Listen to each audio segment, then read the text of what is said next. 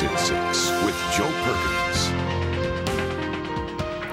Good evening. One day before the nation of Japan struggles with the second anniversary of its devastating earthquake and tsunami, a group of Japanese Canadian students are paying their respects in the closest place they could find to home. 35 Japanese students have traveled to Tofino and Ucluelet this weekend as beachcombers continue to find evidence of the horrific natural disaster washing up on Vancouver Island shores. Members of the Japan Love Project are dedicated to cleaning up the debris and to saying goodbye to the ones they lost. CTV's Scott Cunningham has more. Each step on the beach. This paddle bottle should be come from Japan because every piece of debris cleaned up brings this group closer to home and closer to painful memories. At first, we couldn't believe it, so such a lot of people died from the earthquake and the tsunami. It will never be the same, I guess, for any of us. 35 Japanese Canadians have descended on a small beach in Ucluelet. The sand here, the nearest place to their homeland on Canadian soil, where they can say goodbye to those left homeless, wounded, and killed when an earthquake and tsunami changed Japanese history forever. Unfortunately, as time goes by, we are probably going to forget what happened in the past, But then it is important to tell the people, to keep telling what happened. Yep. Plastic bottle. Japanese writing. An ocean away, the people of Vancouver Island's west coast have not been spared the scars of that tragic day in March of 2011. Because every piece of debris represents a community or a family over there that really is an awful thing. All right, thank you. Searching for debris is one way this group is saying thank you to Canadians. Another was making an offering to the sea itself. It hits home for the folks that are here helping clean the beaches today because they have family and friends and relatives back in Japan that were impacted. The Japanese Love Project chose Ucluelet and Tofino for their memorial as both communities have struck out on their own to prepare for a mass of debris scientists expect will hit our shores in only months. One way to show our appreciation to the world is actually us giving back. But also because from the sand here, they are offered a view and a chance to connect with a place so far away that remains so close in their hearts. Scott Cunningham, CTV News, Ucluelet.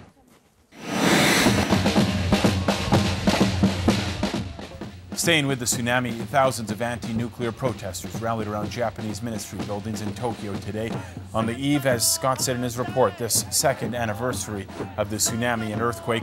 They called for an end to the use of nuclear power in Japan. The disaster hit northeast Japan and caused multiple meltdowns at the Fukushima nuclear plant. 2 years later, 160,000 people have left their homes around the plant. Sections of nearby communities are still ghost towns, and concerns remain over the health effects of radiation. Only 2 of Japan's 50 working nuclear reactors have been brought back online since the disaster. That's partly due to public concern about the use of nuclear power. Japanese Prime Minister Shinzo Abe wants to restart the reactors and possibly build new ones. Saanich firefighters are investigating a blaze that tore through the second floor of a home on Carey Road yesterday. Just before 5, several firefighters arrived to the home on the 3900 block of Carey Road. Heavy black smoke was pouring out a second-story window. Fire crews were able to knock the flames down quickly, but damage to the home is pegged at $100,000. There were 3 occupants in the home when the fire broke out. Yeah, she's very upset. She's pretty distraught. Is there just one woman that lives there? It was just a lady and two of her kids. Luckily, no one was injured. Saanich Fire Prevention is leading the investigation. Victoria Police arrested a man this afternoon after a fight broke out near Quadra Street. Multiple officers responded to Quadra and Yates around noon today. One man was arrested on scene and taken away in a police vehicle. Northbound lanes were blocked off temporarily. Police would not say much about the incident, but say there was an altercation that led to a fight. Police in Vancouver have a suspect in custody following a violent attack early this morning. A 30-year-old woman was stabbed around 5:30 in a 7-Eleven on the west side in the downtown core. The woman is in hospital with serious stab wounds. The 39-year-old suspect was wrestled to the ground by witnesses and held until police eventually arrived. A Victoria taxi driver is also recovering tonight after the driver went through a red light and collided with a Victoria police cruiser. It happened at Rockland and Cook Street around 5:30 this morning. There was extensive damage to both vehicles, but only the taxi driver needed to go to the hospital. Victoria police are investigating. There is a major stink coming from a couple of public washrooms in Saanich, and it's not just the smell. People who frequent Gyro Park say the washrooms there are disgusting and someone should clean them up. Graffiti, broken toilet paper dispensers, broken faucets, and garbage. These are just a few of the problems people are encountering at the public washrooms at Gyro Park.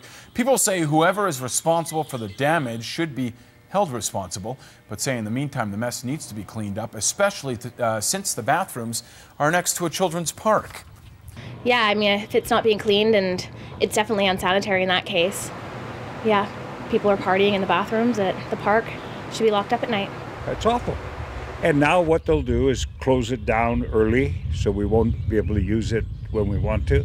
This is a waste of taxpayers' money. Someone's going to have to come in here and erase it all, repaint it, and that's our money.